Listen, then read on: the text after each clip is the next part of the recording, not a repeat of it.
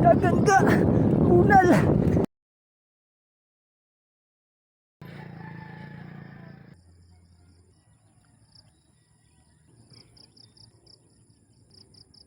Good morning mga ga, another day, another life, another blessing sa tutong tanan. Karon ang ika 54 nga adlaw sa atong 100 day running challenge. 46 days to go na lang ga.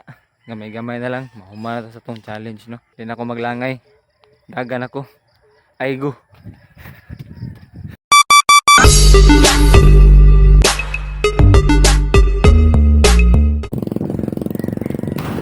Morning. Late naman guys ko. Ang uban gi. Belum noli ako, baru mo wadto.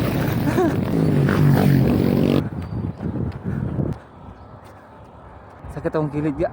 Pero di tama. Goal kaya ni sakit sa kilid kay. Nan ako secret technique para mawala ni siya no. Pero di sana ako ni-share sa inyo kay secret pa man ko ni. Ako man secret di. Ako sa ni pagnon ha.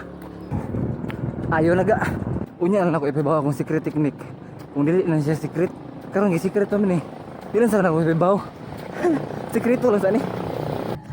Kuno sa gamay mga ga. Kung warrior sa gaga, you know the drill. Ambot ka na adlaw. Kay mao na ato ang kaming ginagiban sa ato ang pagkinabuhi ha. Sakit na puno. Magwanta ba? Di na magwanta. Ako kunong ta. Kada bagag. Nagwanta. Ha? Doon lang ga. Dagan ka. Unal. Gago ni unalan. Ikaw dagan. Finish na ga. Kana ganing storya ga nga salig lang pero ayaw glaom para di ka masakitan. Naka-experience na baka na. Siguro kita tanan naka-experience na gano kay presa ko salig ko nga sa akong sige buhat-buhat og video. Mudaghan akong followers. Pero wala kay ko mulaom. Kay para di ko masakitan. Kaya ang nahitabo sa akong salig nga mudaghan akong followers, imbis pasaka unta ang ihap sa atong followers, padong no ubos minus ba.